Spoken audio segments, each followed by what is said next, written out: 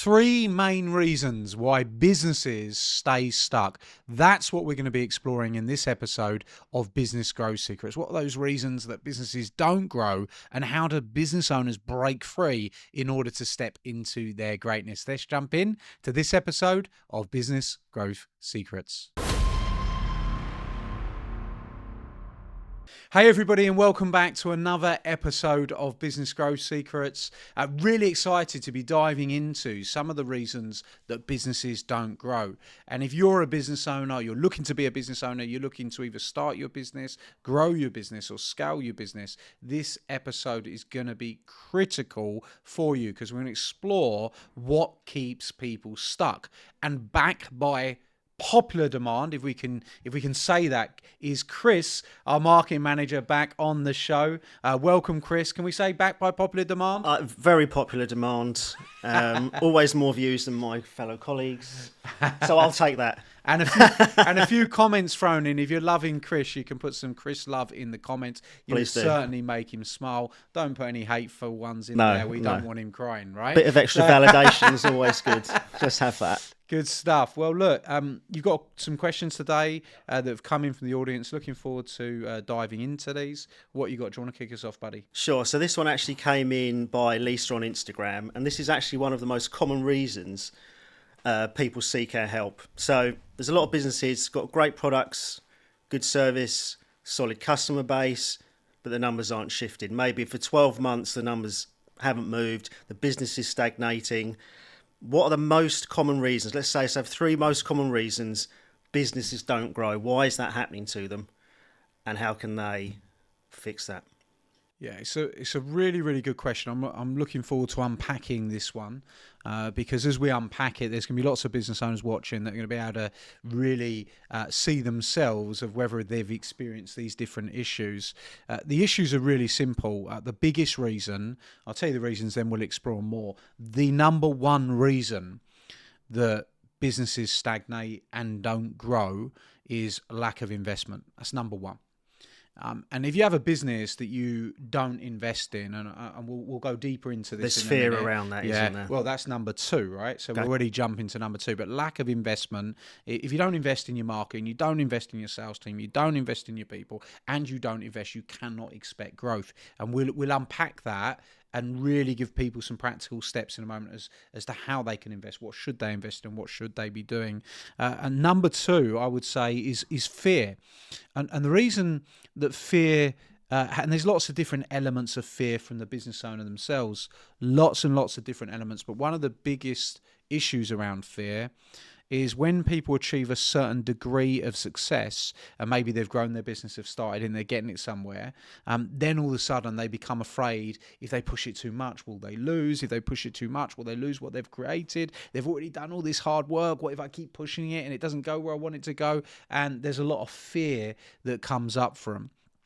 In a big way. So we've got lack of investment, we've got fear, and then the next one, number three, and both of those are gonna link together, is team. Is they haven't got the right people driving the business, and the people that are in the business might have been in the business for quite some time. You need new voices to grow a business. You need new ideas. You need new people with new opinions that are going to come in and add different skill sets, different values in order to grow. So if we look at those three things, investment, fear, team, and we start to unpack them a little bit, let's start with investment. Yeah, right? yeah, definitely. So when we look at investing, let's say someone's watching, they're a business owner, and they've got to the stage in the business where it's been growing, but now they're stuck, and as you described, they've been stuck for a year. What the analogy that I often give at our events is that your business is the metaphorical analogy. Your business is like a baby, right? In order for that baby to grow up, and the main aim for a business owner, and the main aim and the best goal that you can have is, how do I make myself redundant? How do I remove myself from the business? And how do I get the business looking after me rather than me looking after it? And the analogy is, if your business is like a baby, we've got to feed the baby. Now, the baby needs to be fed two things. It needs to be fed money, cash, and it needs to be fed time. If you give the baby money and you give the baby time, the baby can grow up, and then the baby can become a little toddler, and then it can grow up a little bit more, little boy, little girl. Then it can be, we'll skip the teenager phase, it can be a young adult, and then it can grow up, and then you get to go to the retirement home and they look after you. you. Yeah, absolutely. Right? It's That's got to the be kind of ultimate game goal. plan. Yeah. The problem with a lot of businesses, a lot of business owners, is they stop feeding the baby either the time or the money, and their number two, which is the fear, crops up. So I'll give you an example of this.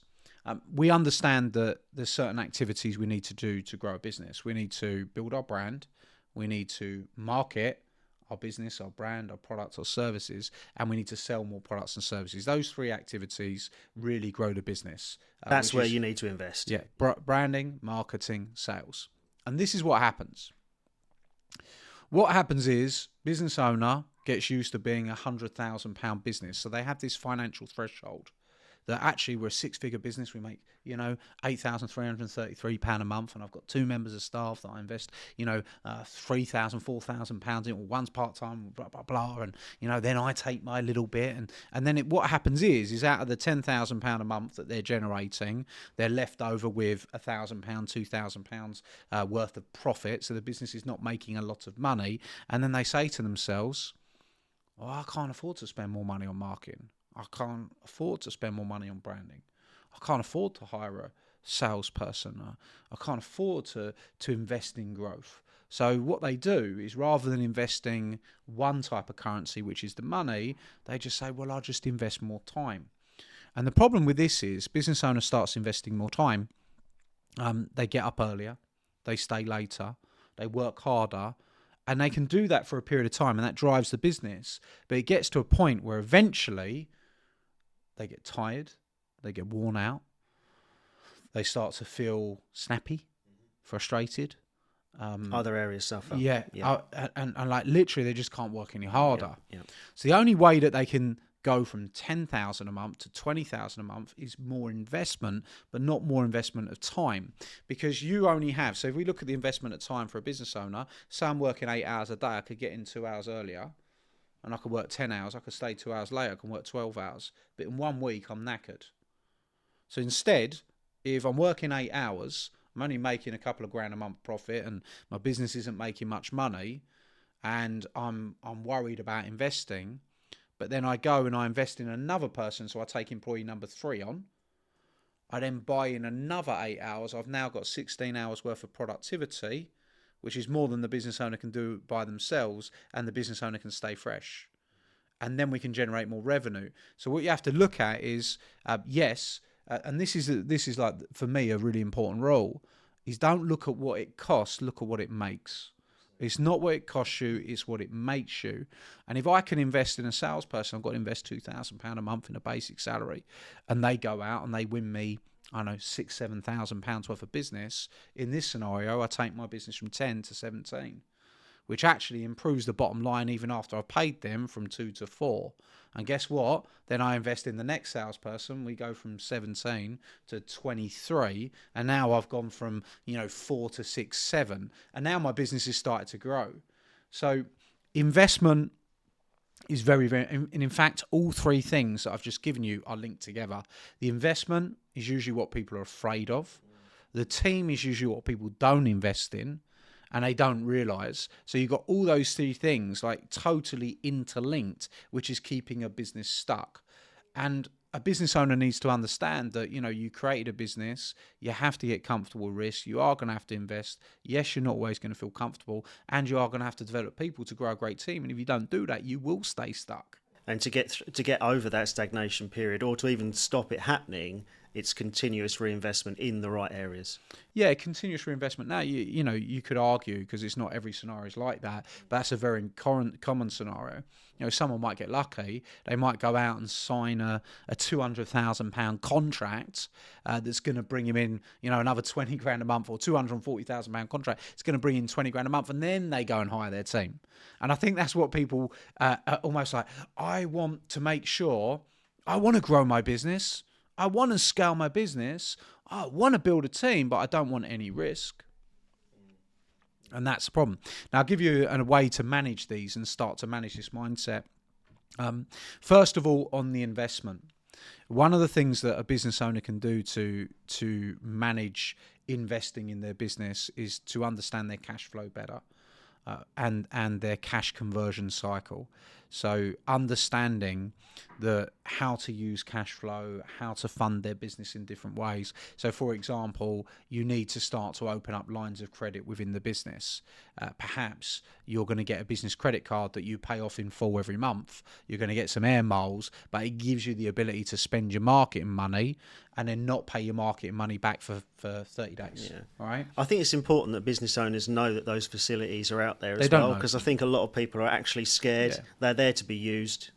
All of our marketing spend, 100k a month, as you know, goes on, plus sometimes 150 grand a month. It's a bit more whatever than it that is. at the moment. Yeah, yeah. But all of that goes on American Express, and we go, and it's 54 days. You go and acquire the clients, and after you acquired the clients, you've got the money, and you pay off. And that is positive CCC, which is cash conversion cycle. So this allows you to grow and scale without actually using all of your own capital. You can use other people's capital. Now, it's good to be trained on that and understand it properly. I'm not saying go wild and just get loads of credit cards and iron them out. That's not the way forward, right? You need to manage these things. Look at what right options are available. Yeah. Perhaps get some help on that. And this is where coaching really comes in, to understand how to manage cash flow. Another thing you can do to really, this is one of the things that people struggle with cash flow, and the reason they don't grow is they look day to day.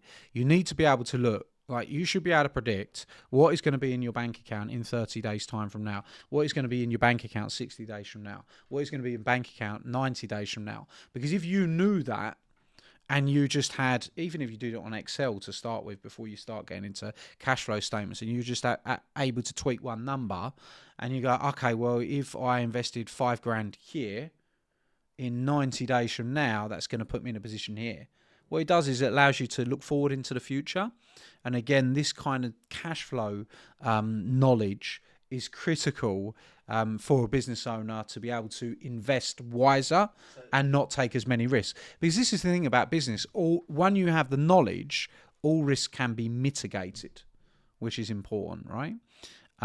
Did you have a question there? Yeah, so I was just going to say, so from a team perspective, it probably pays to bring somebody into the business who is really hot around the numbers. It can really help with that. Well, in that scenario we talked about, the small business, your business owner is going to need to be hot around the numbers. They're probably going to have a good relationship and start driving their accountant and managing their accountant or managing their bookkeeper, and they need to be in charge of it rather than being told what's going on. And then as the business grows, you get into a £1 million business, you definitely need really good financial systems, and actually even lower than that. From a £250,000 business that wants to go to £1 million, you're going to need to really get hot on your financials and understand your financial numbers and understand investing, because all business is investing. That's all it really is. Whether you're investing in a desk, whether you're investing in a microphone, and the question is, if I buy this desk, what sort of return does it create? If I buy this microphone, what type of return does it create? And the reality is, if it either creates a return or it doesn't create a return. So when I buy this microphone, if it improves my sound, that is an improvement, but does that create me a return? Well, that means we retain more listeners, and those listeners go on to then become clients of ours, and it does help create a return. Make sense? Right? I'm not sure what the desk is doing, though. It's covering my belly, which is a good return on investment as well. Right. So you look at these different things. So you got, first of all, that investment piece. The second piece is fear. The reason people are afraid is because when you're asking someone to do something that they have not experienced before, fear is going to come up. If you say jump out of a plane and you've never done it before, you're going to be afraid. You've done it 20 times, you're going to be a lot more more okay with jumping out of that plane. Parachuting, for example. It's the same with business. People get to the point where they spend £1,000 a month on marketing, they're comfortable. I say let's take that to £10,000 a month. They're going to panic. They're going to go, oh my God, oh my God, oh my God. And they're going to be a player. So, well, let's take that to 50 grand a month. They're going to ban it. Let's take it to 100 grand a month. Let's take it to 200. And the problem is the fear just keeps coming up over and over and over again. So it's important for you to be able to manage your fear and realize that, fear is something that is a signal to you. You're receiving a signal when you're afraid. They're saying that you're going outside of your comfort zone. Now, the problem is most people interpret that signal as a negative. They say, well, I'm going outside of my comfort zone. That's negative. Actually, when you're going outside of your comfort zone, that's where the growth happens. So actually, it's a positive. So if you're getting that signal of fear, you can say, it's actually, I'm about to do something that I've not done before, that is unknown. However, that's going to allow me to get that next level of growth. And this is where mentorship, coaches come in. If you're working with someone that's walked the path already, they can help you manage that fear because they can give you an insight into what's coming on the road ahead. And then the next one, of course, which is people, is understanding that, it doesn't matter how good you think you are. It doesn't actually matter how good you are. There is no uber successful business that's a one-man army. There just isn't, or one-woman army. There isn't. You have to understand what the definition of a company is, which is just a group of people. That's what a company is. So great companies build great groups of people. And if you are a one-man army, a one-woman army, and you are, really you've got a self-employed job rather than a business. So you've got to look to really look to how are you going to build your company.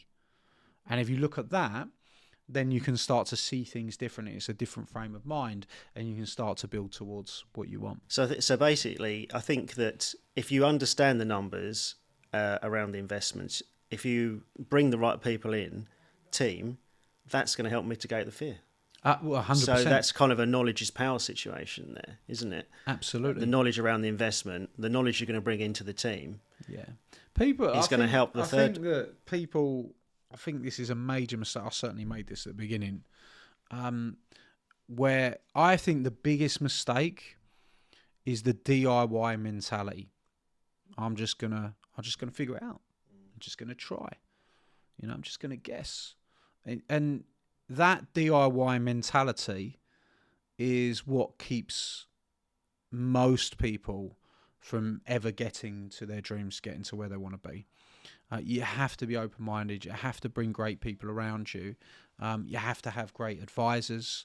And you have to have people around you that walk the path. Everyone I know that's successful has sought out great mentors, great coaches, great people that can advise them on how to get to the next stage. And if people don't do that, often they've got to deal with that fear on their own. And most people can't do that.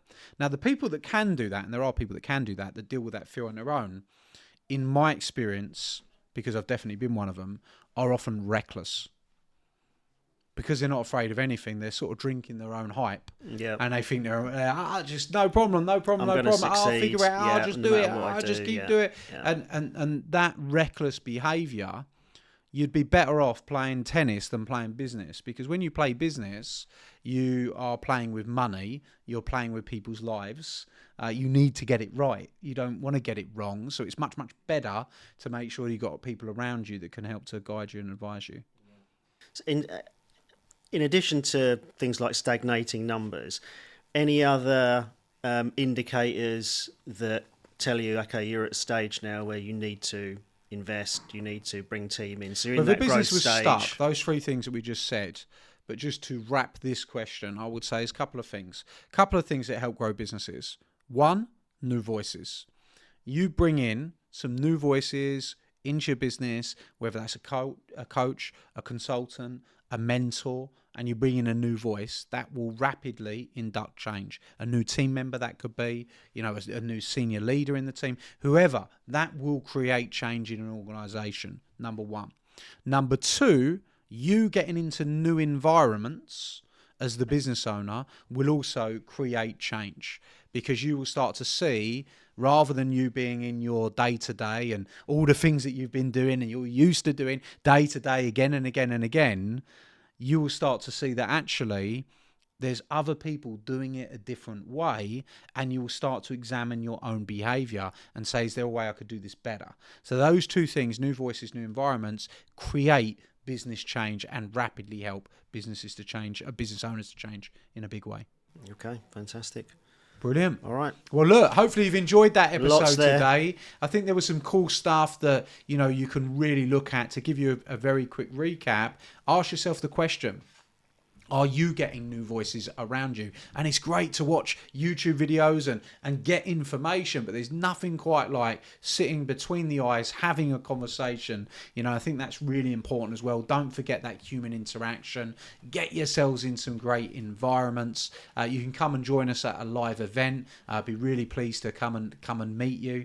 Go on and check out bigbusinessevents.co.uk to see how you can work closer with us, and we start to help you grow your businesses. And really start to look at yourself and say, hey, are there some things that I'm not investing in that I should? Are there some fears that hold me back? And hey, are my team the right team? Or do I need to start top grading my team and start bringing in some people that can help me go in the right direction? And of course, if you've enjoyed this episode, whether you are watching and you're on YouTube, we now put these on YouTube for the visuals, or you're listening on Spotify or Apple, go and give us a review or tell us in the comments how much you've enjoyed. And you've got some questions, let us know. We'd love to help you and help you start, grow, or scale your business. Over and out. Hope you enjoyed today's episode of Business Growth Secrets.